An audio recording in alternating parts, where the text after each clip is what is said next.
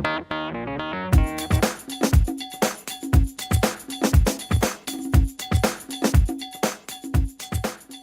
tema é importante ser apresentado nesse momento também, e é o assunto que vai ser investigado e que, claro, é da escolha do pesquisador relacionado a todas aquelas características que a gente falou. Porque é uma tarefa difícil escolher o tema.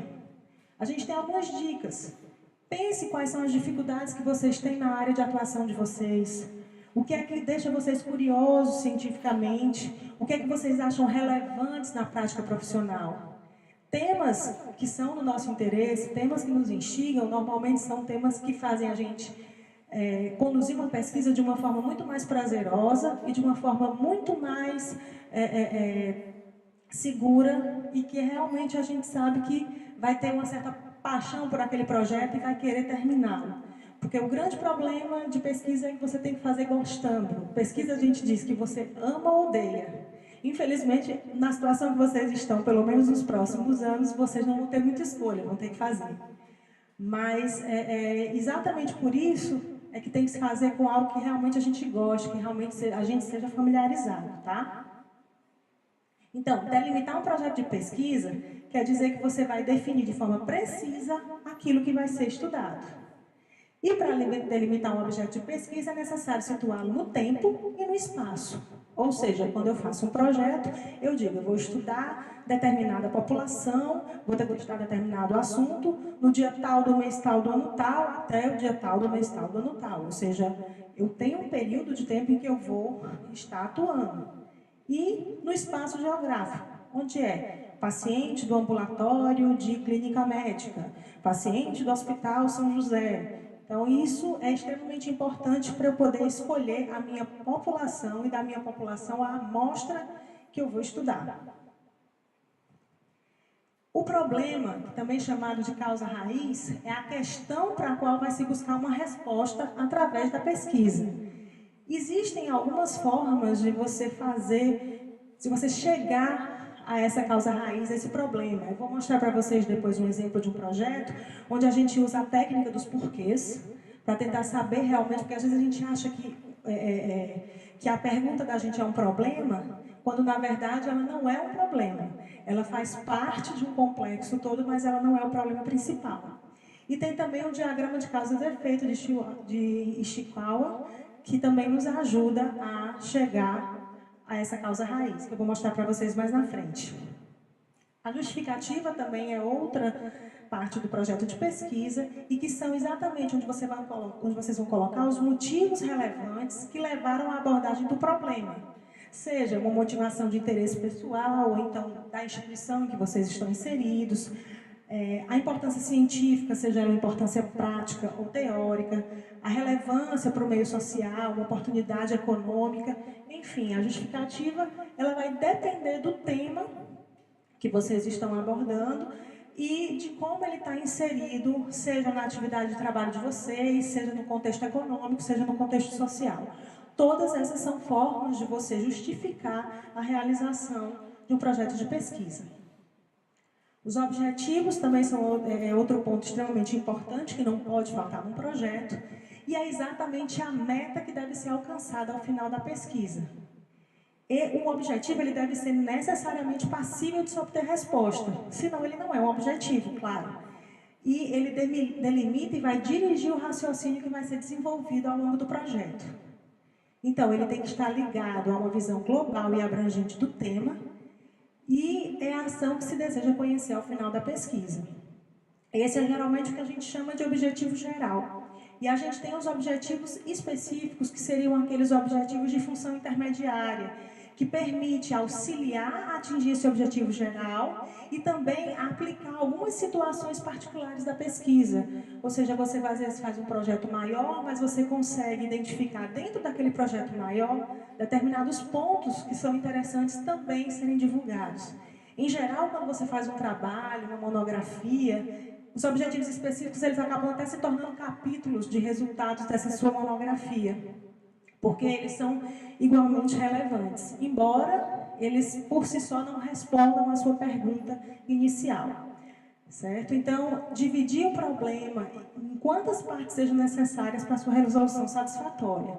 Ou seja, a gente tem um objetivo geral. Os objetivos específicos vai depender do tipo de resposta que você espera. Você pode ter 2, 3, 4. Lembrando que a conclusão, a resposta que você vai ter que ter é para cada um desses objetivos que você enumera.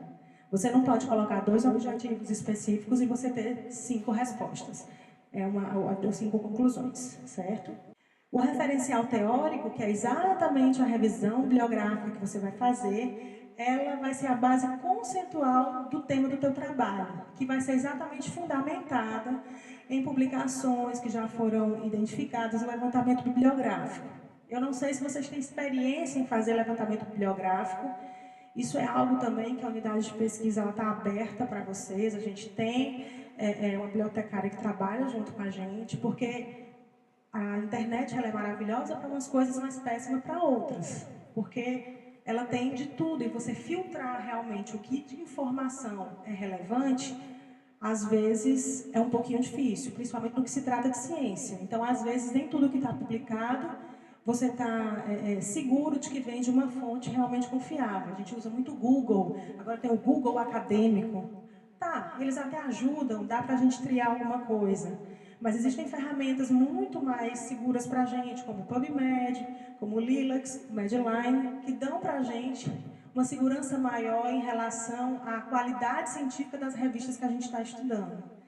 E cada vez mais, quando você começa a utilizar essas ferramentas, é que você vê o quanto a gente sabe utilizá-las pouco. O PubMed, geralmente, a pessoa coloca só lá no linkzinho a palavra-chave que está querendo procurar, mas existem filtros interessantíssimos que você pode jogar e conseguir encontrar referências mais específicas, ou assuntos que você às vezes não está conseguindo encontrar. Às vezes um filtro pode te ajudar a achar uma determinada bibliografia. Então, isso é algo que é importante, que eu acho que a gente sabe muito pouco, a gente vai fazendo meio no instinto. Então, a unidade de pesquisa também está aberta a vocês para orientar nisso aí. O referencial teórico é que vai garantir o caráter científico do trabalho, indicando o que já foi publicado, né, os passos que foram feitos em pesquisas anteriores, que você pode utilizar como base, mas obviamente vão te garantir que você não vai estar repetindo um mesmo projeto de pesquisa. E vai mostrar exatamente o conhecimento que se já existe a respeito desse assunto, bem como os autores, né, que já fazem pesquisa na área. E todas as fontes que têm depoimento dos autores, elas devem ser referenciadas, ou seja, tudo que você colocar no seu projeto, se não é seu, você precisa dizer de quem é. Então, tudo que você coloca que é de outro autor, você precisa referenciar, e essa referência ela tem que estar no final do teu projeto, lá nas referências bibliográficas, dizendo quem foi que falou, quando falou e onde falou, certo? A metodologia vai ser exatamente outra parte extremamente importante da confecção de um projeto de pesquisa, e é um conjunto de procedimentos utilizados para a obtenção do conhecimento. É a aplicação do método por meio de processos e técnicas que vão te garantir a legitimidade científica do saber que você está querendo obter. Então, é o caminho seguido pelo pesquisador para a elaboração do trabalho, que é exatamente o que a gente estava falando em relação aos métodos e técnicas que vão ser utilizadas, se ele vai fazer uma pesquisa exploratória, descritiva, explicativa, o tipo de estudo que ele vai fazer, se é um estudo caso-controle, se é um estudo transversal, a população e a amostra, por exemplo, a população geral e a amostra, que vai ser exatamente uma particularidade dessa população geral que você está estudando. Então, tudo isso tem que estar descrito na metodologia. Se você vai fazer determinado exame no paciente, se é um exame laboratorial, você tem que descrever qual é o exame, qual é o tipo de método que está sendo utilizado para obter, qual foi o reagente, qual foi a máquina que usou, um exame de imagem, qual foi o tipo de, se foi um ultrassom, qual foi o ultrassom, como foi a metodologia que foi feita, até uma aferição de pressão, peso, altura, isso tem que estar muito bem descrito como vai ser feito na metodologia. E, claro, o meio que você vai obter essas informações, se você vai utilizar questionário, se você vai utilizar entrevistas, isso tudo precisa estar bem descrito na sua metodologia.